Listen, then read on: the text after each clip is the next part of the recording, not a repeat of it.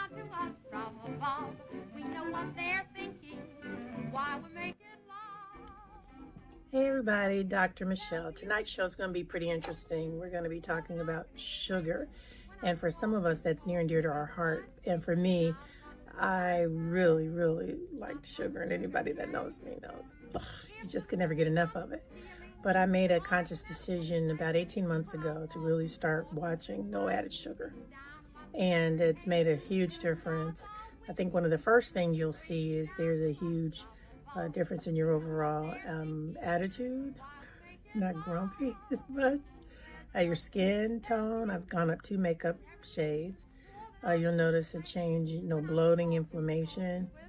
You don't have brain fog, I think, when you don't eat a lot of sugar. So I'm learning as I go, and the more I learn, I want to share with you. And hopefully some of you can commit to the no sugar added challenge. It's kind of hard, I think, to go completely without sugar because it hides it so many ways, and I'll share some of the different names. There's over 50 names of sugar, and it hides itself. But I think as I share knowledge with you, hopefully you'll try to take this journey as well. Sugar is really not good for us. It tastes so wonderful, but it's just really not. So, I'll share what I have. If you've got comments of having similar challenges with sugar, it's probably not a bad thing to commit to. So, hope you enjoy tonight's show. Almost 70% of bar-coded food products sold in the United States contain an added sweetener. People who got 17% to 21% of their calories from added sugar had a 38% higher risk of dying from cardiovascular disease. Here are the top 5 sources of where our added sugar comes from. And look at number 1, folks. Sugary drinks and soda.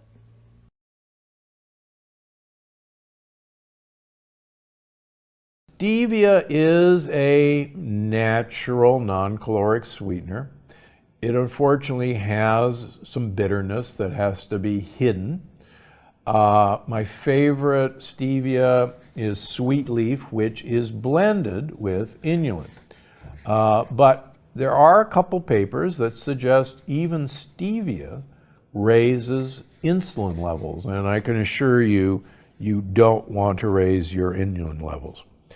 But please, please, please, particularly if you're into the keto movement, beware of all these keto bars because so many of them are sweetened with sucralose. And it's often hidden in the list of ingredients. And if you see the word of sucralose, that's Splenda, folks, and that's the Duke University study that it's a great way to kill off your microbiome. Okay, what about the sugar alcohols, like erythritol or xylitol? Now, the problem with sugar alcohols is that they, for many people, can cause digestive upset, either in the form of gas and bloating or in the form of diarrhea. It's very individual. So I don't have a big problem with these as long as you're tolerant to them. Xylitol originally came from the birch tree. There's now lots of other forms of xylitol. Xylitol is interesting because it is an antibacterial for the mouth. So antibacterial may not be as good as it sounds. So again, you just have to be careful with all of these. Now, I'm not a big fan of Yacon syrup because quite frankly, a number of my patients who are using a lot of Yacon syrup see their triglycerides kick up. Even I've seen a couple become pre-diabetic. Now, it may not have lectins in it, and it may be a form of inulin, but it just doesn't mean you should go crazy with these. You can find these syrups at Walmart. You can find Sun Food Sweet Yacon syrup on Amazon, but I think now there's just far better options for you. Okay, so that's how to have your cake and eat it too. But just remember, when you're using ground up flours of any kind as wheat flour replacement. And that goes for almond flour. That goes with tapioca flour. Be careful that you're substituting one form of hidden sugar for another form of hidden sugar. And it may not taste sweet, but the sugar is still there. Okay, there's sugar in a nutshell. Time for our audience question. Allison Callahan says, Dr. Gundry, I'm not sure if this is just a fad, but I am really interested in what you think of eating insects. I keep seeing cricket-based flour, and I've read that it is a good source of omega-3. Any insight you can provide would be greatly appreciated. Well, I actually have some cricket flour in my pantry, and I've used it multiple times in making my microwave muffins, as a matter of fact. I've also used it in my smoothie. So I'm not a great fan of cricket flour, but quite frankly, it's an underutilized resource. The other interesting things about crickets, particularly, is they're a great source of a lectin-binding sugar molecule called chitosan. And so it's also present in shellfish, by the way. But most people, if you have a shellfish allergy, you're not going to react to cricket flour. I've never seen that. But it is actually a great source of protein. And it's a underutilized resource because, quite frankly, crickets will eat anything, and they're very good at building crickets rapidly, as anyone knows. And so, as we're trying to find alternative sources for animal protein, crickets deserve our interest. So, great question, Allison. Now it's time for the review of the week. Olga B. watched my rerun on healthy holiday swaps. She says, thank you for another wonderful conversation, Dr. G. Kate is very nice and knowledgeable on your lectin subject. I appreciate her confidence and pace when she is talking. Hey, nice work, Kate. I'm also on healthy keto, lots of lectin-free veggies, extra virgin olive oil and greens, in addition to protein foods and pastured eggs, dairy-free. Love your book, too. Happy Thanksgiving and Christmas holidays to you, family, and your guests. Well, thank you, Olga B. And Kate thanks you, too. We love getting new recipes for you guys. We love figuring out hacks to give you the food you love that loves you back. And why do we do that? Because I'm Dr. Gundry and Kate, and we're always looking out for you. We'll see you next week.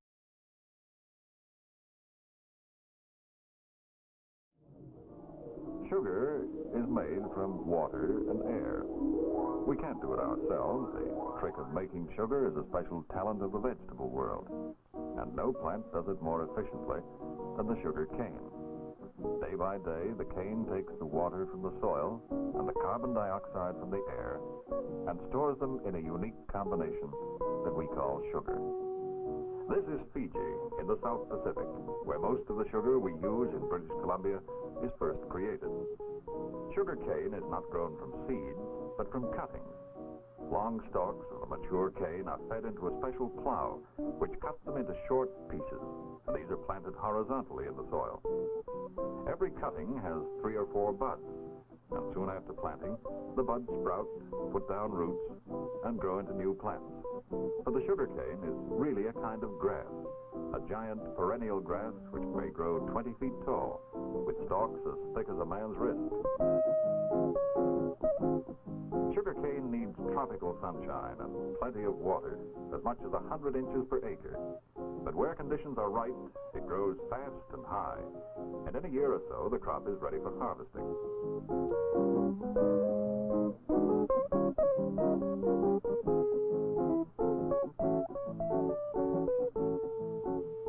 Slice through a stalk, you'll find it's ripe, crisp and juicy, sweet as sugar cane. down by hand. The stalks are trimmed of leaves and loaded onto wagons. The sheer weight of the crop is surprising.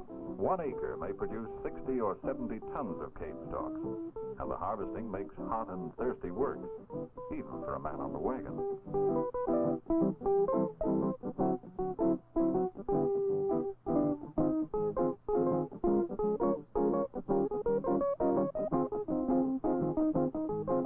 Once they're fully loaded, teams of oxen tow the wagons to central collection points scattered around the plantations.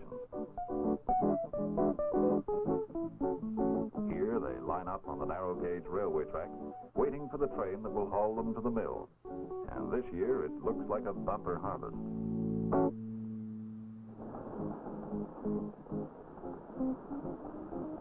The first step in making sugar cubes is to extract the sugar from the cane, and this is usually done in the general area where the cane is grown.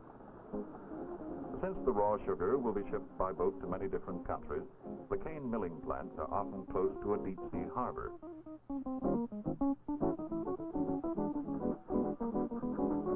Different trains bring in a constant stream of trucks piled high with cane stalks. For today, sugar is the chief crop of the Fiji Islands.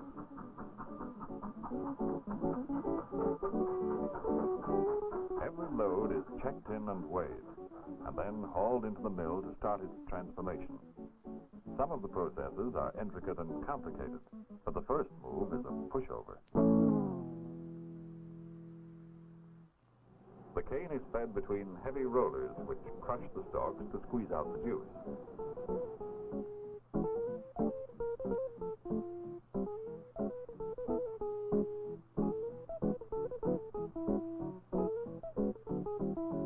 The cane juice is extracted and run into tanks to be treated chemically, clarified, and finally piped to the evaporators, large cylindrical drums where it can be boiled under vacuum to remove most of the water. The concentrated juice becomes a thick syrup, and in the vacuum pans the sugar crystallizes out. The sticky brown mixture of sugar crystals and syrup is fed into centrifugal machines which revolve at high speed. This operation is called curing or purging the sugar, and in a few minutes the mother liquor has been spun off, leaving a mass of golden brown crystals, ready to be conveyed by a turning scroll to storage bins, from which the sugar feeds down by gravity into bags. This is raw sugar, about 96% pure sucrose, and it is this product which is shipped to refineries all over the world. The bags are used to transport the sugar to the boat, and conveyor belts bring them to the main dispatch point.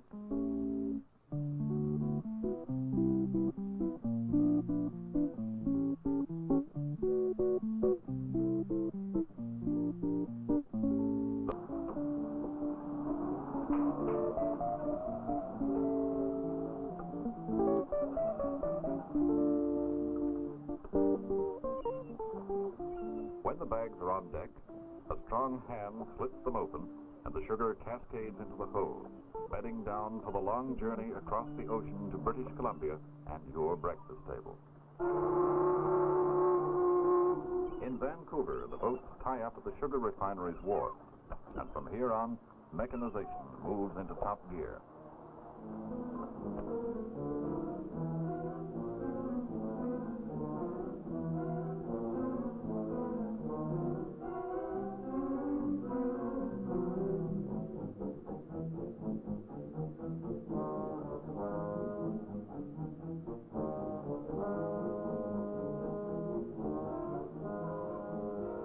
Giant scoops pluck the raw sugar from the hose and release it into hoppers which feed onto a moving belt.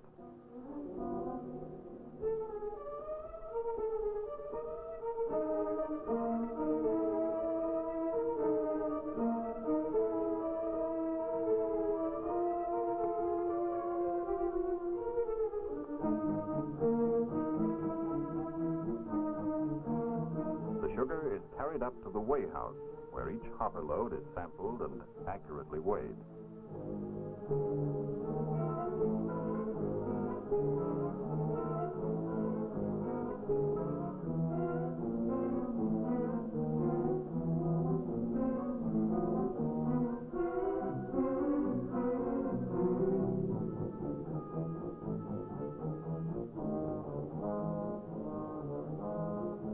leather belt then transports the sugar to a huge warehouse, more than 60 feet high and as long as a city block.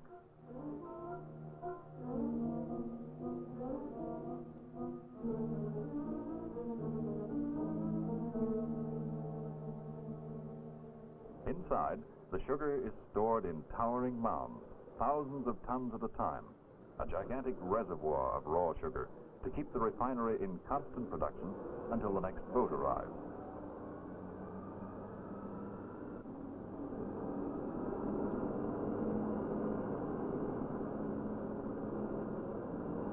A front-end loader casually scoops up a ton or so of sugar and delicately dumps it into a conveyor system, which leads to the first refining process.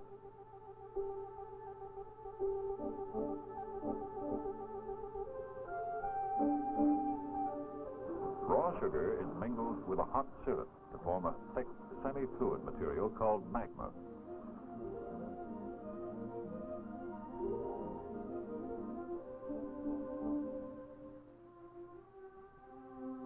This is scrolled to a trough where revolving blades thoroughly blend the mixture.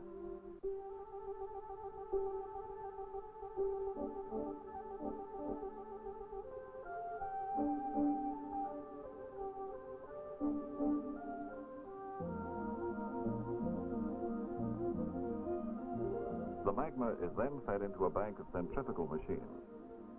In some ways, these are rather like a modern automatic clothes washer when it goes into the spin cycle. They have an inner metal basket which revolves at high speed and is perforated with tiny holes or slots. A charge of magma is piped in, the basket spins, and the syrup is spun off. Jets of hot water spray onto the spinning sugar and wash away the dirt and molasses. The machine stops, the washed raw sugar drops out into a trough below.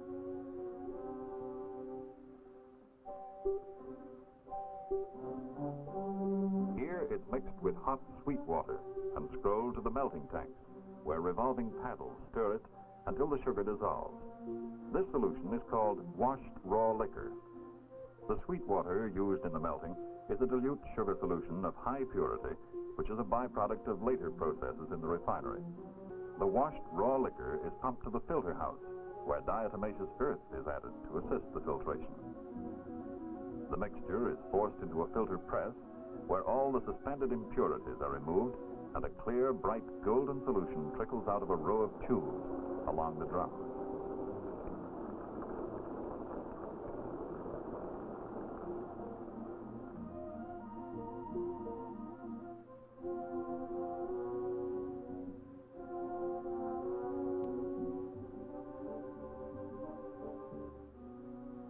The impurities of the diatomaceous earth remain behind in the filter, and this is opened after every cycle of operation to remove the sludge and wash down the filter leaves.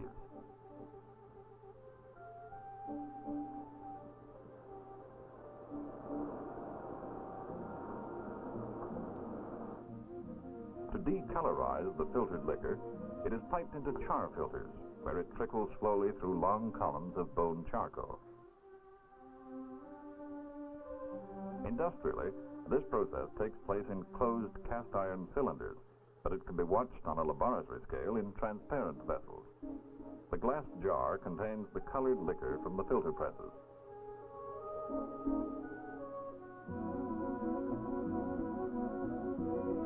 It drips slowly through a glass column packed with bone char and comes out the other end sparkling clear and water white.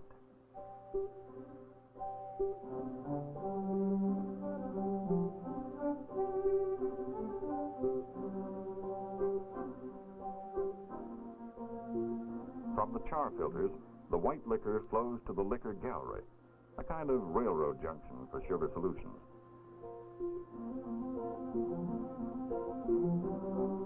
Here, the various liquors are inspected, checked, and routed to other points in the refinery.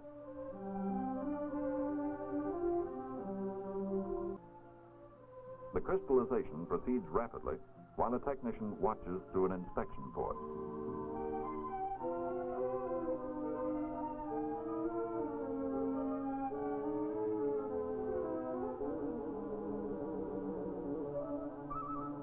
Inside the vacuum pan, the liquor boils furiously.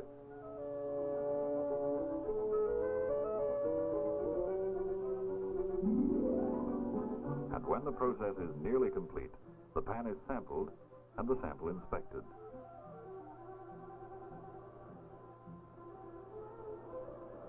When the crystal size is right, the contents of the pan are discharged into another bank of centrifugal machines where the mother liquor is spun off. As before, the sugar is sprayed with pure water, this time to remove all traces of syrup from the surface of the crystals.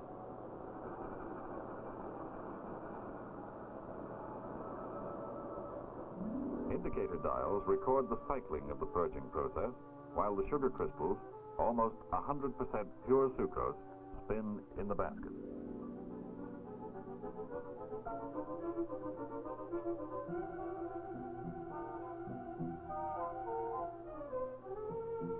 At this stage, the centrifugals are completely automatic, their operations regulated by electric relays and preset time controls. The moist sugar crystals discharged from the centrifugals are conveyed to the granulators, king-size tumbler dryers.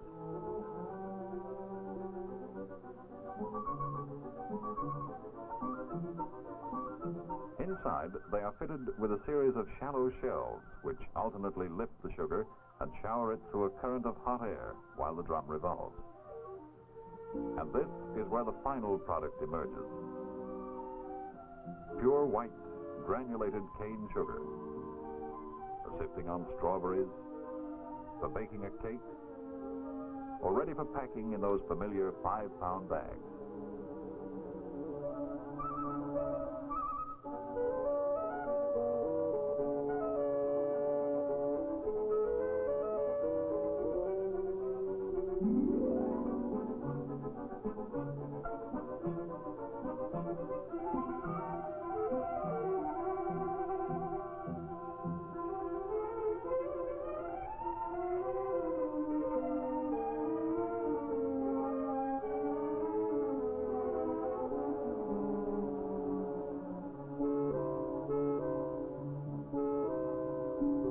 Pounds of sugar, 80 ounces of tropical sunshine, coming your way.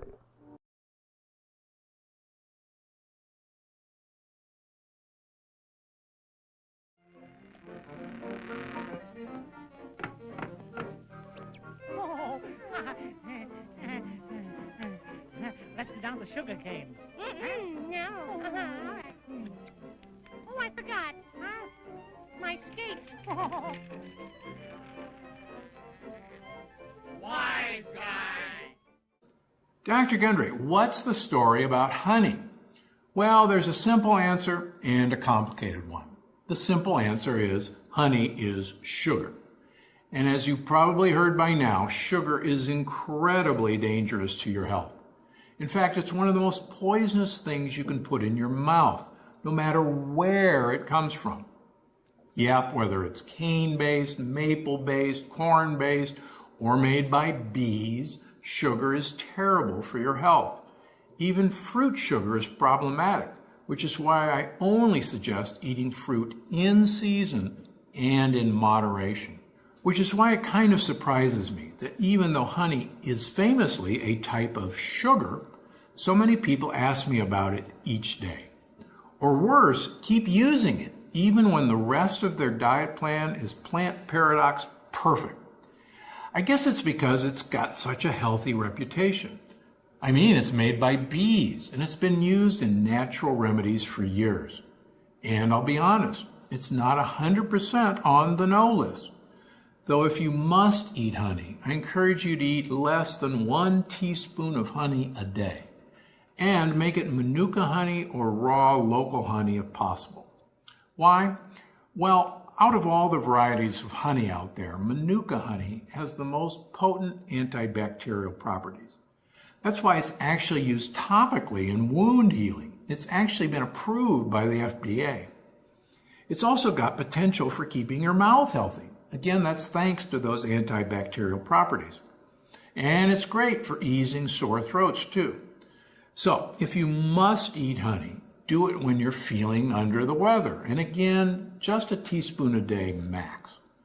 Now, if you can't find Manuka honey at your local store, or if it's a little bit out of your price range, that's okay. It's not the only option out there.